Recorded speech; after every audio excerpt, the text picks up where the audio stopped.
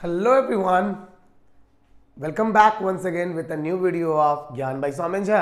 मैं आपका दोस्त एंड मेंटर सौमेन झा स्वागत करता हूं ज्ञान की इस वीडियो में। ज्ञान के साथ ज्ञान की बात, जुड़े रहिए और देखते रहिए ज्ञान ज्ञान एंड ज्ञान। गाइज, आज किस चीज की बात करने वाले हैं? जैसे कि आप देख सकते हो, आज की चर्चा होगी आज के क्लास में मेनली क्लास 6 की एक टॉपिक है major domains of the earth. Exactly हम यहाँ पे बात करने वाले हैं हमारे एटमॉस्फेयर की, यानी कि वायुमंडल की, ठीक है, हमारे लिथोस्फेयर की। लिथोस्फेयर यानी कि कहने का मतलब है कि भूमंडल, ठीक है ना। उसके बाद बायोस्फेयर की, यानी कि जीवमंडल। जीवमंडल यानी कि जिस स्फेयर में जीव जंतु, आप कह सकते हो कि या तो वो मानव हो सकते हैं, पशु पक्षी हो सकते हैं, है ना, पेड़ पौधे हो सकते हैं, मतलब फ्लोरा एंड फौना टुगेदर, ठीक है। इसके अलावा हम बात करेंगे लास्ट में हाइड्रोस्फेयर की, यानी कि जलमंडल की, ठीक है। तो इस तरीके से 4 मंडल होते हैं। इन चारों मंडलों की चर्चा करेंगे, एकदम कंप्लीट डिटेल में चर्चा करेंगे आज की और आने वाली वीडियोस में। यानी कि आज की ये वीडियो पार्ट 1 वीडियो होगी इस चैप्टर या इस टॉपिक से रिलेटेड, ठीक है। तो जुड़े रहिए और देखते रहिए, पूरा देखिए, ठीक है, और सीखिए ज्ञान भाई सौमेन झा के साथ। लेट गेट स्टार्टेड, है ना। चलो शुरू हो जाते हैं। गाइस, जैसे ही आप एनसीईआरटी में चैप्टर के इंटरफेस पे आओगे, आपको कुछ ऐसा चैप्टर दिखेगा, ठीक है। Major domains of the earth लिखा हुआ आपको मिल जाएगा। ये एग्जैक्टली चैप्टर नंबर 5 है ये एनसीईआरटी क्लास 6 का। और इस तरीके से आपको ये पहला आ जाएगा। जैसे मैंने कहा कि the solid proportion of the earth on which we live is called the lithosphere, यानी कि हमारी पृथ्वी का वह भूभाग, समझिए इस बात को कि लिथोस्फियर क्या है। पृथ्वी का वह भूभाग जो कि ठोस है, जिसपे किसी प्राणी यानी कि फ्लोरा एंड फौना, ठीक है, याद रखना देयर आर 2 टर्म्स। फ्लोरा जो कि प्लांट किंगडम, ठीक है, प्लांट किंगडम को डिनोट करता है, ठीक है, पौधे यानी कि यू कैन से पौधे जगत को, ठीक है ना। और दूसरा हो गया हमारा फौना, जो कि एनिमल किंगडम को गाइस डिनोट करेगा, ठीक है। तो animal kingdom, flora and fauna जिस चीज पे, जिस ठोस के ऊपर पाए जाएंगे वो होगा लिथोस्फेयर। दूसरी तरफ हमारे पास है एटमॉस्फेयर, यानी कि वायुमंडल, द गैसेज, ठीक है, the gaseous layer of surrounds earth, जिसके अंदर क्या आ जाते हैं मुख्य तौर पे नाइट्रोजन और ऑक्सीजन, और इसके अलावा कार्बन डाइऑक्साइड और अदर गैसेस, है ना, हमारे इस वायुमंडल में उपस्थित हैं, ठीक है। तो वायु यानी कि हवा, ठीक है, और इसमें पर्याप्त गैसेस को एक साथ मिला देंगे तो वो वायुमंडल का हिस्सा होगा, यानी कि एटमॉस्फेयर का, ठीक है। वीडियो अच्छा लग रहा हो प्लीज शेयर कर देना अपने सारे फ्रेंड्स के साथ। वीडियो में लास्ट तक देखना, बहुत छोटा वीडियो होगा, बिकॉज मेरे कुछ स्टूडेंट्स ने मुझे ये कहा कि सर बड़ी वीडियो की जगह आप छोटी वीडियो बनाइए, मैक्सिमम 15-16 मिनट की। तो छोटी वीडियो देंगे, पार्ट में कट करके देंगे, और ये लगातार देंगे। मतलब आज पार्ट 1 है तो कल आपको पार्ट 2 मिल जाएगा, फिर परसों पार्ट 3 मिल जाएगा। काइंड ऑफ आपको कंटिन्यूअसली वीडियोस मिलेंगे एक टॉपिक से रिलेटेड, ठीक है ना। होप अब आप इंजॉय करोगे और कंप्लीट देखोगे। मुद्दा दिखाना नहीं है, प्रचार नहीं करना है, कुछ सिखाना है। तो ज्ञान से जुड़ो, ज्ञान की बात ले लो, है ना। चलो अगला जो हमारे पास है वो है हाइड्रोस्फेयर। बच्चों, हाइड्रोस्फेयर क्या होता है? हाइड्रोस्फेयर का मतलब होता है यहाँ पे कि जलमंडल, ठीक है। ये देखो हाइड्रो वर्ड, जो हाइड्रो आया ना, इसका ही मतलब है जलमंडल। तो पृथ्वी पर आप सबको पता है कितना ओवरऑल 71% वाटर ही वाटर है, चाहे वो ओशियन में हो, ग्लेशियर में हो, रिवर्स के थ्रू हो, ग्राउंड वाटर के थ्रू हो। तो दिस हाइड्रोस्फीयर में हम इसी पानी की बात करेंगे। चलिए, last one is the biosphere and this biosphere word BIOS. देखो वर्ड बायो वर्ड जहां भी लगे ना, इसका मतलब होता है जीव, ठीक है। बायो शब्द का मतलब है जीव, तो यानी कि जहां जीवन है, ठीक है, जहां जीवन है वहां उस जीवन को दर्शाने के लिए अंग्रेजी में बायो का इस्तेमाल किया जाता है। स्फेयर का मतलब मंडल, यानी कि वह क्षेत्र या वह स्थान हमारी पृथ्वी का जहां जीवन संभव है, ठीक है, तो वो है हमारा बायोस्फेयर। तो that we will read here biosphere. हालांकि बायोस्फेयर के अंदर लैंड, एयर एंड वाटर तीनों एक साथ आ जाते हैं, बिकॉज जीवन इन तीनों के मिलने से ही संभव है, ठीक है ना। डिटेल में बात करेंगे आगे, चैप्टर के साथ बने रहिए। और आगे हम लोग शुरू करेंगे अभी राइट नाउ टॉपिक कौन सी होगी, वो लिथोस्फीयर होगी। चलिए लिथोस्फीयर पे बढ़ जाते हैं फटाफट। और सबसे पहले लिथोस्फीयर की हम लोग मीनिंग को समझ लेते हैं। देखो यहां पे बहुत डिटेल के अंदर एक बॉक्स में दिया हुआ है वर्ड ओरिजिन में। In the Greek language lithos means stone, ठीक है, स्टोन यानी कि पत्थर, यानी कि सॉलिड, ठोस, ठीक है, पत्थर वर्ड से ही ओरिजिन हुआ है लिथोस का, और ये ग्रीक का शब्द है, ठीक है। एटनॉस मीन्स वेपर, और यहां से निकला कौन, हाइड्रो मीन लाइक एयर, आपका एटमॉस्फेयर, यहां से वर्ड निकला है आपका एटमॉस्फेयर। उसी तरीके से हाइडोर, हाइडोर जो वर्ड है ना जिसका मतलब वाटर होता है, तो हाइडोर से निकला आपका हाइड्रोस्फेयर, ठीक है, हाइड्रोस्फेयर। और इसी तरीके से बायोस से निकला है आपका बायोस्फेयर। सो ये वर्ड्स की ओरिजिन की बात हो रही है यहाँ पे कि किस तरीके से ग्रीक भाषा से ये चारों जो स्फेयर्स हैं उनके नाम निकल के आए हैं, ठीक है। चलिए बात करेंगे बच्चों लिथोस्फीयर की। तो लिथोस्फीयर क्या है, तो इसका डिफिनीशन देखो, प्रॉपर डिफिनीशन यहां पे दिया हुआ है, आप डिफिनीशन को टिक आउट कर सकते हो कि the solid proportion of the earth is called the lithosphere. It comprises the rocks of the earth crust and the thin layer of soil that contains nutrient elements which sustain organism. ध्यान से समझो क्या है ये, आप इस तरीके से समझ लो कि ये एक मोटी सी परत होगी, ठीक है, एक मोटी सी परत होगी जिस परत में नीचे की तरफ क्या होंगे, ठोस चट्टान होंगे, ठीक है, ये रॉक होगा, रॉक ठोस चट्टान होगा। इसके ऊपर की तरफ अगर मैं बोलूं तो यहां पे एक मात्रा में जल होगा, इसी को हम लोग बोलते हैं ग्राउंड वाटर, ठीक है ना, ये है ग्राउंड लेवल वाटर, ठीक है।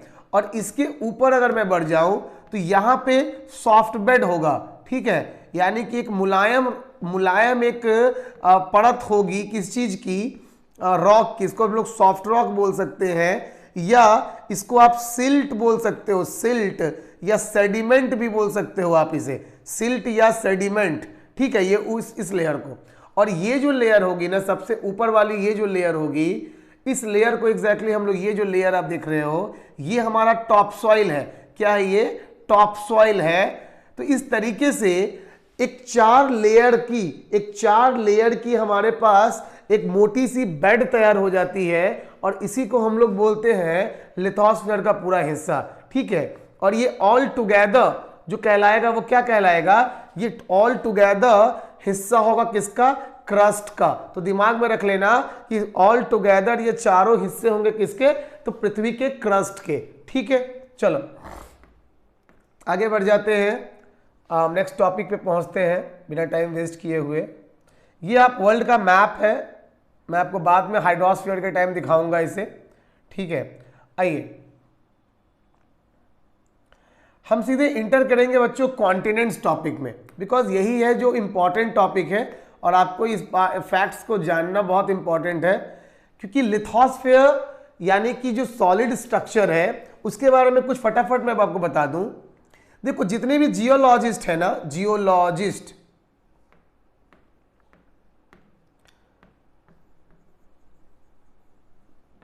जितने भी जियोलॉजिस्ट हैं उनका एक मानना था, उनका मानना क्या था कि जिस समय earth as a planet you can say separate हुआ होगा, ठीक है, तो उस समय क्या हुआ होगा, उनका यह कहना था कि जब प्लैनेट एज अ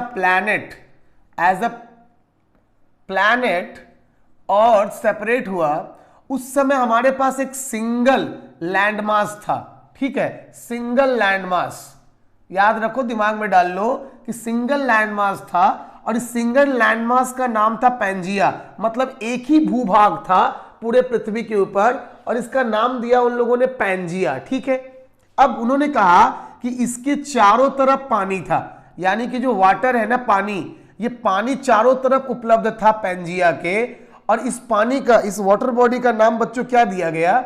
इसका नाम दिया गया पैंथैलेसा। ठीक है, तो दिमाग में आ गई कि पैंजिया है एक सिंगल लैंड मास, और उसके बाद उसके चारों तरफ जो पानी थी उसका नाम था पैंथैलेसा। ठीक है, अब क्या हुआ ना, समय के साथ, बीतते हुए समय के साथ, आप सबको पता है कि अगर मैं ये ऐसे बना दूं तो ये अपर पार्ट हमारा क्रस्ट कहलाता है, ये मिडिल पार्ट जो है इसको हम लोग मैंटल बोलते हैं, और ये जो लोअर पार्ट है इसका नाम कोर है। ठीक है ना बच्चों? अब जरा ध्यान दो कि ये जब मैं नीचे आता हूं ना, तो एक फॉर्मूला है क्या कि after every 32 metre the temperature 1 degree Celsius increases, यानी कि आप जमीन की खुदाई करते हुए जितना नीचे जाएंगे तो हर 32 मीटर के साथ 1 डिग्री टेम्परेचर बढ़ेगा। ठीक है, उस क्रम में जब आप नीचे की तरफ बढ़ते हो तो कोर तक पहुंचते पहुंचते, लोअर मैंटल, समझो लोअर मैंटल या कोर तक पहुंचते पहुंचते आपकी जो तापमान है, टेम्परेचर, वो 4000 टू 5000 डिग्री सेंटीग्रेड तक पहुंच जाता है। ठीक है, इतनी तापमान में यहां इस रीजन में, ठीक है, ध्यान दो कि ये जो रीजन है, इस रीजन में जो भी चीजें उपलब्ध है, जो भी चीजें उपलब्ध करने का मतलब कि जितने भी मिनरल्स यहां उपलब्ध है ना, वो मिनरल्स किस फॉर्म में होते हैं? तो ध्यान देंगे आप, यहां जितने भी मिनरल्स उपलब्ध हैं, they all are in a molten form. कौन सी फॉर्म में? मॉल्टेन फॉर्म में, और इसी मॉल्टेन फॉर्म का नाम है लावा। ठीक है, तो ओवरऑल आप क्या समझ गए यहां से? इतने में आप अभी ये समझे, मैं आपको कॉन्टिनेंट्स कैसे, आज हमारे पास 7 कॉन्टिनेंट्स है, मैं वो समझाने से पहले का प्रोसेस समझा रहा हूं। ठीक है, कि हमारे पास एक सिंगल कॉन्टिनेंट था जिसका नाम था पैंजिया, रखा गया जियोलॉजिस्ट के द्वारा, पानी से घिरा हुआ था जिसका नाम था पैंथैलेसा। अब ये टूटा क्यों? तो ये टूटा because of tectonic activities, tectonic plate activity. ये टेक्टोनिक प्लेट एक्टिविटी क्या चीज होती है बच्चों? तो इसमें ये जो कोर है ना, ये जो कोर का रीजन है, जहां इतना ज्यादा टेम्परेचर है, यहां से लगातार क्रस्ट की तरफ, यानी कि ये जो क्रस्ट है, क्रस्ट ऊपरी भाग जो क्रस्ट का आप देख रहे हो, इस क्रस्ट के तरफ प्रेशर लगाया जा रहा है। एक सेकंड, इस क्रस्ट के तरफ प्रेशर लगाया जा रहा है, और इस प्रेशर की वजह से ये टूटा, यानी कि ये ब्रेक हुआ। कौन? क्रस्ट का हिस्सा क्या होने लगा? ब्रेक होने लगा, टूटने लगा, क्रैक होने लगा, आप जो कहिए। ठीक है, और इस तरीके से ये 2 हिस्सों में टूट गया। पहले 2 हिस्सों में टूटा। ठीक है, पैंजिया 2 हिस्सों में टूट गया, है ना। ऊपर वाले हिस्से का नाम दिया गया अंगारा लैंड। ठीक है, अंगारा लैंड, और नीचे वाले हिस्से को नाम दिया गया गोंडवाना लैंड। ठीक है बच्चों? ठीक है, तो इस तरीके से शुरुआती दिनों में, शुरुआती समय में पैंजिया जो एक सिंगल लैंड मास था, वो टेक्टोनिक प्लेट एक्टिविटीज की वजह से 2 हिस्सों में टूट गया, और उस 2 हिस्से का नाम पड़ा अंगारा लैंड एंड गोंडवाना लैंड। ठीक है, आप कह सकते हो कि हमारे इस पृथ्वी के, अर्थ के पहले 2 सुपर कॉन्टिनेंट्स। ठीक है, अब उसके बाद ये जो प्रक्रिया है ना, प्रेशर लगाने की, अर्थ के क्रस्ट को टूटने की, यह प्रक्रिया चलती रही, और यह प्रक्रिया चलते चलते इसने अभी तक कितने कॉन्टिनेंट्स हैं? 7 कॉन्टिनेंट्स हैं, है ना। हालांकि मैं आपको आज 8वें कॉन्टिनेंट के बारे में भी बताऊंगा। ठीक है, 8वां कॉन्टिनेंट, जी हां, 7 कॉन्टिनेंट सब जानते हो, मैं आपको 8वें कॉन्टिनेंट के बारे में भी आज बताऊंगा। तो भाई जुड़े रहो, देखते रहो अंत तक, कहीं ना कहीं वीडियो में आपको 8वें कॉन्टिनेंट की जानकारी मैं दूंगा। ठीक है, तो भाई ये 7 टुकड़ों में, और अब कहने का मतलब है कि 8वें टुकड़े में टूट रहा है, और इस तरीके से अलग अलग कॉन्टिनेंट्स का जन्म हुआ, और इसी कॉन्टिनेंट के बारे में अभी हम चैप्टर में पढ़ने वाले हैं। होप ये ओवरऑल डिस्क्रिप्शन आपको समझ में आया हो। कहीं डाउट लगे प्लीज कमेंट करना, मैं आपको इसका रिप्लाई करूंगा, और नेक्स्ट वीडियो में प्रयास करूंगा आपके डाउट को क्लियर कर देने का, समझा देने का। ठीक है, चलो बिना टाइम वेस्ट किए हुए फटाफट चलते हैं चैप्टर पे, क्योंकि कॉन्टिनेंट समझना है हमें। चलिए, नंबर 1, पहले अगर हम बात कर लेना बच्चों कि सबसे पहले कॉन्टिनेंट की, तो ये भैया एशिया कॉन्टिनेंट है, सबसे लार्जेस्ट कॉन्टिनेंट है ये। और सबसे पहले अगर बात की जाए इसकी टोटल, इसकी कुल आप बात करें एरिया की, तो याद रख लेना, दिमाग में डाल लो या लिख लो कहीं पे, इसकी एरिया कितनी है, सो 44,579, ठीक है, कितनी 44,579,000, ठीक है। 4,45,79,000 यानी कि 79,000, 4,45,79,000 स्क्वायर किलोमीटर, ठीक है। ये एशिया की टोटल एरिया है, आपको बुक में नहीं है, यहां आपको मैंने एक्स्ट्रा बता दिया। उसके अलावा अगर मैं बात करूं बच्चों, तो ये पूरे विश्व का, याद रखना एशिया क्या है ना, पूरे अर्थ का 30% क्या क्या कैप्चर करता है, टोटल लैंड। दिमाग में रख लो, टोटल जो एरिया है, मतलब ओवरऑल टोटल लैंड एरिया की मैं बात करूं तो ये विश्व का 30% लैंड एरिया कैप्चर करता है। और सरफेस एरिया में ये विश्व का 8.7% कैप्चर करता है। तो दिमाग में रख लो ये बातें एशिया के बारे में। एशिया सबसे बड़ा कॉन्टिनेंट है, एरिया कितना, इसकी क्षेत्रफल कितना, तो 4,45,79,000 square kilometre, 30% total land area ये कवर करता है अर्थ का, और 8.7% ये सरफेस एरिया कवर करता है। सरफेस यानी कि जो सतह है, ऊपरी सतह, ठीक है, क्लियर है। आइए कुछ लिखी हुई बातें मैं बता दूं इसमें से। The continent lies in the eastern hemisphere, क्या मतलब है इस बात का कि ईस्टर्न हेमिस्फीयर, आइए फटाफट से इसको जान लीजिए, आप देख लीजिए यहां पे ईस्टर्न हेमिस्फीयर का क्या मतलब होता है, ध्यान दे लो बच्चों, है ना। देखो बहुत अच्छे से समझ लो इसको। ये मान लो कि एक ग्लोब है, गोल नहीं बना प्रॉपर वे में, एक सेकेंड मैं थोड़ा यूज कर लूं अपने कुछ टूल्स का। चलो थोड़ा सा इसको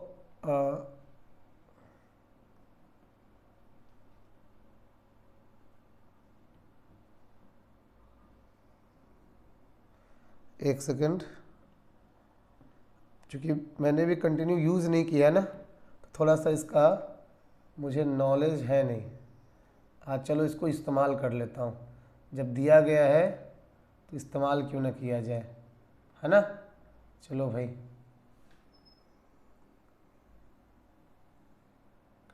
ये क्या हो गया, चलो जैसा भी है चलेगा। आइए, तो ये बाबू बन गया हमारा, अच्छा ठीक ठाक गोल है। अब जरा ध्यान दीजिए, ये अर्थ है, सपोज करो, आपको पता है there are 2 type of imaginary line, ठीक है। पहली लाइन जो होती है इमेजिनरी, वो सीधी होती है, और उस सीधी रेखा को हम लोग क्या बोलते हैं, इस सीधी रेखा को हम लोग बोलते हैं वर्टिकल लाइन।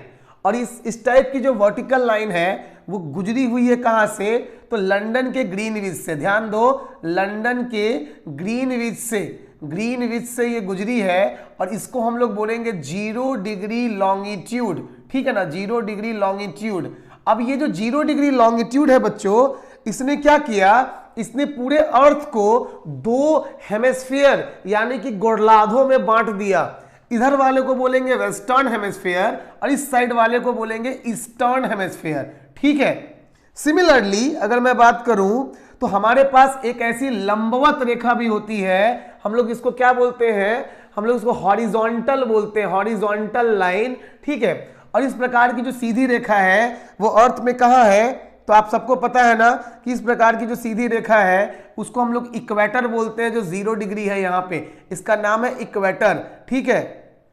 अब ये जो इक्वेटर है 0 डिग्री, ये फिर से पूरे अर्थ को 2 भाग में बांटता है। ऊपर वाले को बोलेंगे नॉर्दर्न हेमिस्फीयर, नीचे वाले को बोलेंगे साउदर्न हेमिस्फीयर। तो बच्चों दिमाग में डाल लो कि हमारे पास 4 गोलार्ध है, ठीक है। अगर मैं लैटिट्यूड के हिसाब से बात करूं तो लैटिट्यूड के हिसाब से दो है, एक नॉर्दर्न और एक साउदर्न। और अगर मैं लॉन्गिट्यूड के हिसाब से बात करूं तो हमारे पास 2 होंगे, एक वेस्टर्न और दूसरा ईस्टर्न, ठीक है ना, समझ गए बात को। एशिया जो है वो इसी ईस्टर्न हेमिस्फीयर का हिस्सा है। हमारा भारत भी क्या है, इस नॉर्थ ईस्टर्न का हिस्सा है, यानी कि भारत की स्थिति कहां है, तो भारत की उपस्थिति बच्चों यहां है, यहां भारत है। भारत नॉर्थ में लैटिट्यूड के हिसाब से नॉर्थ और लॉन्गिट्यूड के हिसाब से ईस्ट। तो हमारा जो भारत है वो नॉर्थ ईस्ट हेमिस्फीयर में है। ठीक है, दिमाग में रख लेना इस बात को। चलो आगे बढ़ जाते हैं और चैप्टर में आपको मैं समझाता हूं। अभी अभी जो मैंने आपको एक्सप्लेन किया वो यही था कि भाई एशिया कहां है, तो it is in the eastern hemisphere. The tropic of Cancer passes through this continent. ठीक है, अब ये ट्रॉपिक ऑफ कैंसर किस चिड़िया का नाम है भाई, तो दिमाग में ये भी डाल लो, बना हुआ है, समझा दूंगी आपको। ये जो हमारा ग्लोब है ना, इसको हम लोगों ने डिवाइड किया हुआ, ये 0 डिग्री, ये हो जाएगा 23.5, ये ऊपर में हो जाएगा 66.5। तो ये जो है 23.5 डिग्री, इसी को बोलते हैं ट्रॉपिक ऑफ कैंसर। ये है ट्रॉपिक ऑफ कैंसर और इसके ऊपर ये है ट्रॉपिक ऑफ कैप्रिकॉर्न। ठीक है, कैप्रिकॉर्न। तो बाबू ये कैंसर की बात हो रही कि ये जो 23.5 डिग्री वाली लाइन है ना, लैटिट्यूडनल लाइन, ये पास करती है, कहां से करती है, तो एशिया कॉन्टिनेंट से करती है। चलिए चैप्टर में घुसते हैं। ठीक है, और लगे कि कुछ समझ में नहीं आ रहा प्लीज कमेंट कर देना, बता दूंगा। Asia is separated from Europe by Ural mountains. Ural mountains के द्वारा एशिया यूरोप से अलग हुआ, नहीं तो दोनों एक साथ कंबाइंड हो जाते। और इस तरीके से यूरोप के साथ एशिया जुड़ा हुआ भी है। मतलब अगर आप चाहें तो भारत से रास्ते के द्वारा यानी कि रोडवेज को यूज करते हुए यूरोप में इंटर हो सकते हैं। आप इंग्लैंड तक जा सकते हैं कि रास्ते को के सफर को तय कर सकते हैं। ठीक है, क्योंकि ये लैंड रीजन से जुड़ा हुआ क्षेत्र है, यूरोप और एशिया दोनों। ठीक है, और एक यहां पे आपको हिंट मिल जाएगा, यूरोप और एशिया को साझे तौर पे हम लोग बुलाते हैं यूरेशिया। तो ऑब्जेक्टिव क्वेश्चन ये आ सकता है कि यूरोप और एशिया को एक साथ संयुक्त रूप से क्या बोला जाएगा, तो उसका आंसर हो जाएगा यूरेशिया। होप आप यहां तक आपके लिए ये कॉन्टिनेंट एशिया अच्छे से क्लियर हो गया होगा, चीजें आपके दिमाग में घुस गई होंगी। फटाफट बिना टाइम वेस्ट किए हुए चलिए आते हैं यूरोप पे, है ना। यूरोप पे आ जाते हैं। थोड़ा मैं इसको स्क्रॉल कर लेता हूं ऊपर। चलिए यूरोप के दृष्टिकोण से अगर मैं बात करूं तो Europe is much smaller than Asia. बहुत छोटा है। कितना छोटा है पहले ये बात कर ले, तो इसके पहले एरिया आप लिख लो। आप इसके एरिया को नोट कर लो कि कितना एरिया है भाई, तो 1018। ठीक है, यानी कि 1 करोड़ 8 लाख। ठीक है ना, 8 लाख, 1 करोड़ 8 लाख 1018 नहीं, एक सेकंड गलती हो गई।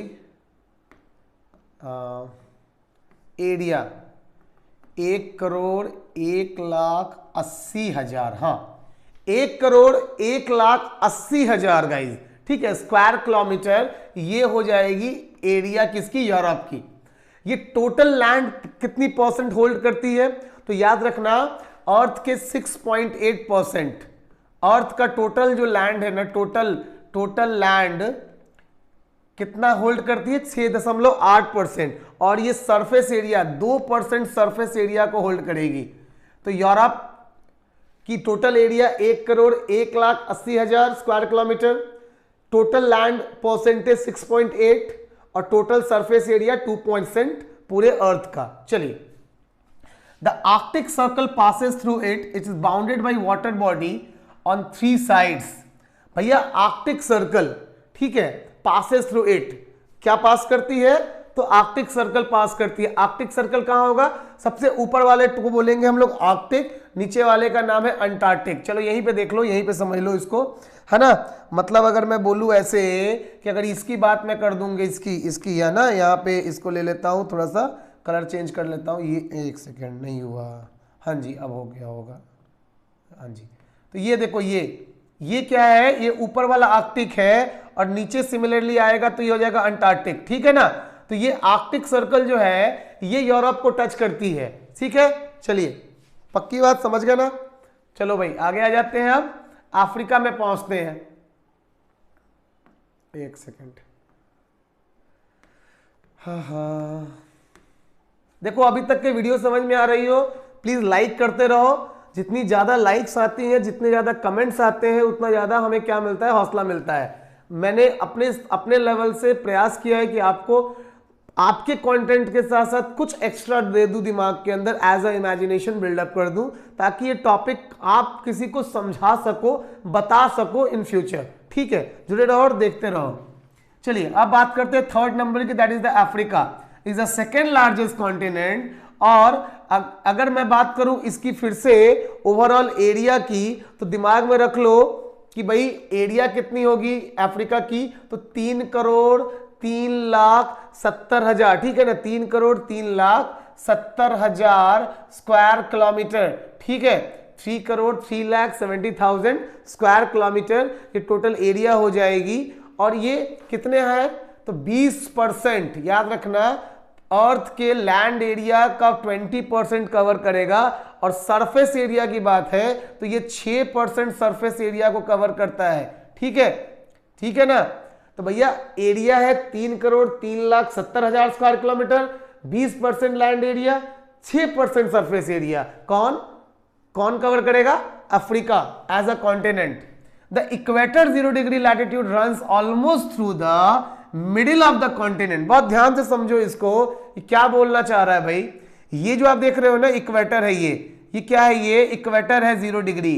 तो भैया क्या बोल रहा है कि जो 0 डिग्री इक्वेटर है ये अफ्रीका के बीचों बीच से गुजरता है। मतलब आप कह लो कि अफ्रीका कैसा होगा, अफ्रीका कुछ ऐसे यहां होगा। ठीक है ना। और इस तरीके से अफ्रीका देखो, ये इस तरीके से अगर मैं बोलूं तो अफ्रीका के बीचों बीच से ये गुजर रही है रेखा, जो कि हमारी इक्वेटर की रेखा है ना। बात को समझ गए मेरी आप। तो इस आप ओवरऑल दिमाग में डाल लो कि इक्वेटर पासेस। अगर क्वेश्चन ये आ जाए कि which one of the following continent having like middle line as equator, या वन फ्रॉम लाइक इनमें से किन किन कॉन्टिनेंट्स यानी कि भूखंडों से जो हमारी इक्वेटर की लाइन है, ठीक है, वो गुजरती है ना।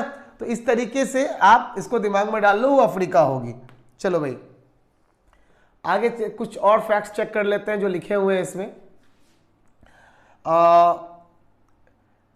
The only continent through which the tropic of Cancer, the equator and the tropic of Capricorn passes. बहुत ध्यान से समझिए, ये केवल एक ऐसा कॉन्टिनेंट है जिससे तीनों इमेजिनरी रेखाएं पास करती हैं लैटिट्यूड की। जी हां, tropic of Cancer, tropic of मतलब इक्वेटर, कैंसर, कैप्रिकॉर्न, है ना, ये तीनों रेखाएं पास करेंगी। वो अलग बात है, दिमाग में रखना कि ये साउदर्न में नीचे की तरफ है, ऊपर नॉर्थ की तरफ नहीं है। ठीक है, मतलब क्या है मैं समझा देता हूं आपको दिखा के, है ना। ये देखो, ये जो देख रहे हो ना आप, ये इसका झुकाव जो है वो नीचे की तरफ, मतलब इस साउदर्न हेमिस्फीयर में है। ठीक है, नॉर्दर्न हेमिस्फीयर में नहीं है। तो इस तरीके से जैसे इमेजिनरी लाइंस ऊपर है ना, सेम वैसी ही इमेजिनरी लाइन 23.5 डिग्री, 66.5 डिग्री और यहाँ 90 डिग्री हर जगह है। तो ओवरऑल यही कॉन्सेप्ट है कि अफ्रीका नीचे की तरफ है। ठीक है, चलिए आगे बढ़ता हूं, कुछ और आपको मैं समझा दूं, है ना। चलिए, the Sahara desert, the world's largest hot desert is located in Africa. Africa, Sahara कहां है, तो अफ्रीका में है भाई साहब, है ना। और एक तरीके से इक्वेटर, ट्रॉपिक ऑफ कैंसर, फिर वही बात है लिखी हुई कि आप देख सकते हो कि ये कहां है, अफ्रीका में है। तो ठीक है, अफ्रीका हो गया। अब आगे बढ़ जाते हैं, नेक्स्ट हमारा है नॉर्थ अमेरिका। ठीक है, अमेरिका दो अलग अलग कॉन्टिनेंट से, अपर पार्ट होगी उसको नॉर्थ अमेरिका बोलेंगे, लोअर पार्ट को हम लोग साउथ अमेरिका बोलेंगे। ठीक है, पहले बात करते हैं नॉर्थ अमेरिका की। और एज यूजुअल पहले आपको मैं एरिया बता दूं अगर नॉर्थ अमेरिका की, तो भैया ठीक है 2,47,00,000। ठीक है ना, एक सेकेंड थोड़ा इसको क्लियर ठीक से कर दूं। हाँ जी, ठीक है, तो 2,47,09,000। ठीक है, 2,47,09,000 स्क्वायर किलोमीटर ये ओवरऑल एरिया है किसकी, अफ्रीका की। ठीक है, एक सेकेंड,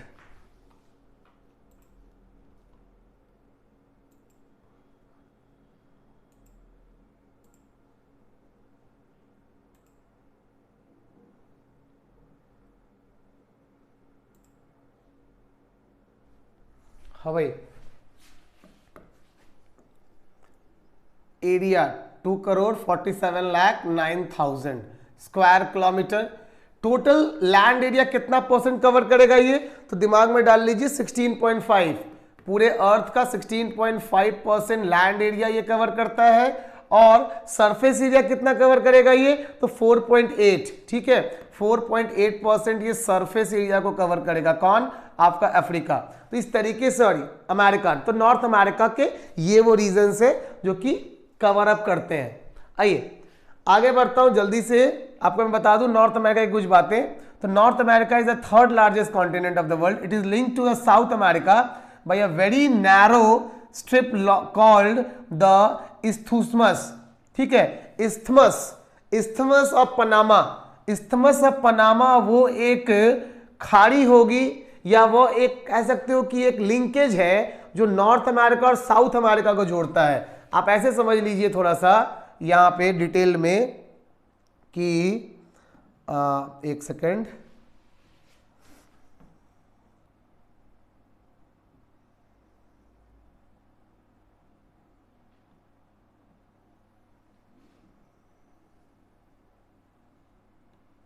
है ना। अब जरा देखो इसको और समझने का प्रयास करो कि भैया ये रहा इक्वेटर। ठीक है, तो 0 डिग्री हो गया। अब ये अपर पार्ट नॉर्थ है, लोअर पार्ट साउथ है। तो भैया नॉर्थ अमेरिका जो होगा कुछ इस तरीके से होगा। ठीक है, नॉर्थ में रीजन में होगा हल्का सा साउथ की तरफ, और नीचे की तरफ जो है ये आपका साउथ अमेरिका है। और इस तरीके से ये एकदम देख रहे हो ना, छोटा सा ये जो पुचकू सा आप देख रहे हो, यही वो कनेक्टिविटी है जिसको हम लोग क्या बोलेंगे, इस्थुमस बोलेंगे, इस्थुमस ऑफ पनामा। ठीक है, और इस तरीके से ये नॉर्थ और ये साउथ आपस में जुड़ जाएंगे, और जुड़ करके अमेरिका का पूरा पार्ट कंप्लीट होगा। ठीक है, चलिए नेक्स्ट पेज में आते हैं जल्दी से। अब आ जाते हैं वही हम लोग साउथ अमेरिका की तरफ, और कुछ डिटेल्स आपको साउथ अमेरिका की भी दे दूं। सबसे पहले तो बात कर लेते हैं इसकी टोटल लैंड एरिया की। तो टोटल एरिया कितनी हो जाएगी, 1,78,000। ठीक है, साउथ अमेरिका की एरिया 1,78,40,000। ठीक है, 1,78,40,000 स्क्वायर किलोमीटर। अगर मैं इसकी बात कर लूं कि इसकी टोटल लैंड एरिया परसेंटेज की, तो ये 12% लैंड एरिया को होल्ड करती है। कितना, 12%। और अगर मैं बात कर लूं इसकी सरफेस एरिया की, तो ये 3.5% टोटल सरफेस एरिया कवर करेगी। किसकी, अर्थ की। यहाँ जो भी बात हो रही है वो अर्थ की हो रही है। तो total area 1,78,000 total land surface percent, तो 12, और टोटल सरफेस एरिया 3.5 अर्थ का। ठीक है, चलिए mostly in the southern hemisphere. अच्छा, द एंडस वर्ल्ड की सबसे बड़ी माउंटेन रेंज यहां से गुजरती है। ठीक है, and South America has the world's largest river the Amazon. तो अमेजन का जो बेसिन है, अमेजन की जो बेसिन है वो कहाँ है, तो वो साउथ अमेरिका में। देखा ना, मैंने बताया आपको इस्थुमस, ये रहा वो इस्थुमस। ठीक है, जो कि ओवरऑल कनेक्ट करता है नॉर्थ और साउथ को, है ना। तो इस तरीके से ये लिंकेज है। और अमेजन जो है बेसिन वर्ल्ड की सबसे बड़ी लंबी, है ना, रिवर सिस्टम, वो नॉर्थ साउथ अमेरिका में ही अवेलेबल है। ठीक है, चलिए बढ़ जाते हैं आगे बढ़ते हैं, ऑस्ट्रेलिया पे चलते हैं भाई।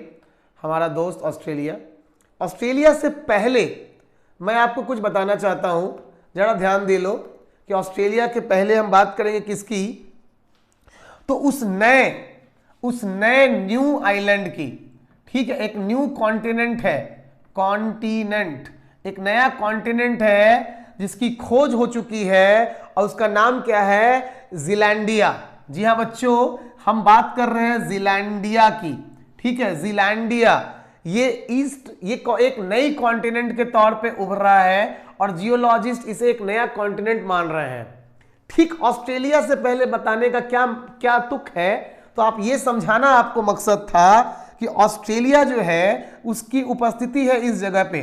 ठीक है, साउदर्न हेमिस्फीयर में यहां ऑस्ट्रेलिया की उपस्थिति है, और ऑस्ट्रेलिया के पूर्वोत्तर हिस्से में ये वाला जो हिस्सा है ऑस्ट्रेलिया का पूर्वोत्तर हिस्सा, ये सेपरेट होने के क्रम में है, ये अलग होने के क्रम में है, और यही जो ईस्टर्न हिस्सा है उसी को नाम दिया गया है जीलैंडिया। तो ऑस्ट्रेलिया के ईस्टर्न, नॉर्थ ईस्टर्न हिस्सा जो कि सेपरेट होकर के एक नए कॉन्टिनेंट के तौर पे आने वाले समय में स्टैब्लिश हो सकता है, उसे नाम दिया गया है जीलैंडिया। अगर मैं जीलैंडिया की कुछ बात बता दूं आपको, तो इसकी जो टोटल एरिया है, यानी कि अगर ये सेपरेट होगी और इस तरीके से पूरा एक अलग फॉर्मेशन निकल के आएगा, तो इसकी total area 5 million square kilometre होगी। ठीक है, 5 मिलियन स्क्वायर किलोमीटर मतलब कितनी हो गई ये, हमारे इंडियन नंबर सिस्टम के हिसाब से 50 लाख हो गया।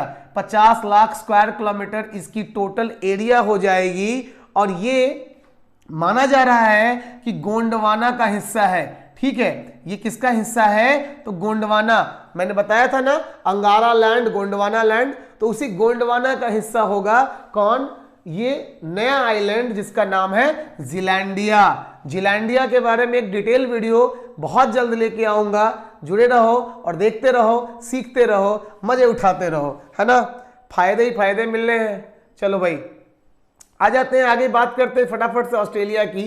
तो ऑस्ट्रेलिया के बारे में आपको बता दूं, सबसे पहले तो इसकी टोटल जो एरिया है, ठीक है ना, वो कितनी है, बहुत कम है, 76,92,024 ओनली। ठीक है, एरिया ऑस्ट्रेलिया की 76 लाख, कितनी भाई, तो 76,92,024। ठीक है, ये टोटल इसकी स्क्वायर किलोमीटर हो जाएगी, है ना, किसकी, ऑस्ट्रेलिया की। और ये पूरे वर्ल्ड अर्थ का 5.1% है केवल। ठीक है, यानी कि लैंड एरिया एक्विजिशन के मामले में ये पूरे अर्थ का, यानी कि हमारे पृथ्वी की 5.1% भूभाग को होल्ड करती है। कौन, ऑस्ट्रेलिया। चलिए आगे बात करें, स्मॉलेस्ट कॉन्टिनेंट है, और ये साउदर्न हेमिस्फीयर में पूरी तरीके से है, और ओशियन से घिरा हुआ है, इसीलिए इसका एक नाम आइलैंड कॉन्टिनेंट भी है, यानी कि द्वीप, एक ऐसा कॉन्टिनेंट जो कि द्वीप है। ठीक है, द्वीप है, चारों तरफ से पानी से घिरा हुआ है। स्पेशली कौन सी रिवर होगी, तो पैसिफिक है। ठीक है ना, इस तरीके से आप दिमाग में अंदर डाल लो। चलिए जल्दी से चलते हैं लास्ट टॉपिक की ओर हमारे आज के, वो है अंटार्कटिका। आइए अंटार्कटिका की बात कर लेते हैं फटाफट से। अंटार्कटिका के अंदर क्या पढ़ना है आपको, Antarctica completely in the southern hemisphere. ठीक है, पूरी तरीके से साउदर्न हेमिस्फीयर का हिस्सा है। कौन सा हिस्सा है एग्जैक्टली, तो आप इसको यहां देख के समझ लो, अंटार्कटिका बिल्कुल इस जगह पे स्थित है। ठीक है, ये जो रीजन देख रहे हो आप, ये रीजन ही अंटार्कटिका का रीजन होगा। ठीक है ना, ऊपर ये आर्कटिक सर्कल, नीचे ये अंटार्कटिक सर्कल है ना, ऊपर का हिस्सा ये आर्कटिक सर्कल और नीचे का ये हिस्सा है आपका अंटार्कटिक सर्कल। तो अंटार्कटिक सर्कल से ही रिलेट करेगा आपका यहाँ पे अंटार्कटिका। ठीक है, एज अ कॉन्टिनेंट। ठीक है ना, चलो यहां चैप्टर में समझ लो, इसके ओवरऑल हम, क्या हो गया भाई, इलेक्ट्रॉनिक चीजों का कोई भरोसा नहीं, कब चले और कब आपका साथ छोड़ दे। अंटार्कटिका कुल टोटल एरिया की बात कर ले तो 1,42 लाख। ठीक है, दिमाग में रखना, टोटल एरिया अंटार्कटिका की 1,42 लाख। ठीक है ना, स्क्वायर किलोमीटर, है ना ये। और ओवरऑल क्या प्रॉब्लम है ना, कि ये एक बर्फ से ढकी हुई रेंज है। ये जो पूरी ये जो हमारा कॉन्टिनेंट है, ये बर्फ से ढका हुआ है। और सबसे स्पेशल मैं अगर आपको बताऊं तो इस कॉन्टिनेंट का इस्तेमाल रहने से ज्यादा रिसर्च वर्क के लिए वर्ल्ड के सारे विकसित देशों के द्वारा किया जाता है। ठीक है, तो ये ओवरऑल रीजन है कि हम इसकी भूभाग की चर्चा नहीं कर रहे हैं। ठीक है, ये साउदर्न हेमिस्फीयर में है, साउथ पोल के पास है, नियर बाई है, और ये बेसिकली परमानेंट, यहाँ पे it is permanently covered by a thick ice sheet, जैसा मैंने कहा, है ना। और ये ज्यादातर देशों के द्वारा रिसर्च स्टेशन के तौर पे इस्तेमाल किया जाता है। भारत का भी 2 रिसर्च सेंटर यहाँ पे है, एक का नाम मैत्री, दूसरे का नाम दक्षिण गंगोत्री। तो भैया भारत के भी 2 रिसर्च सेंटर अंटार्कटिका के ऊपर उपलब्ध है, मैत्री और दक्षिण गंगोत्री के नाम से। इस तरीके से मैंने ओवरऑल लिथोस्फीयर से रिलेटेड जो भी टॉपिक्स थे वो आप तक पहुंचाने का प्रयास किया, समझाने का प्रयास किया। अगर वीडियो अच्छी लगी हो, समझ में आई हो बात, तो प्लीज लाइक कर दो, शेयर कर दो, कमेंट कर दो। नहीं समझ में आई हो तो रीजन बता देना क्यों नहीं आई। वीडियो को पूरा देखने के लिए बहुत बहुत थैंक यू। मिलते हैं पार्ट 2 में हाइड्रोस्फीयर के साथ, जहां ओशियंस की हर एक उनकी परतों का पर्दाफाश करेंगे। Till then take care, bye bye, good day.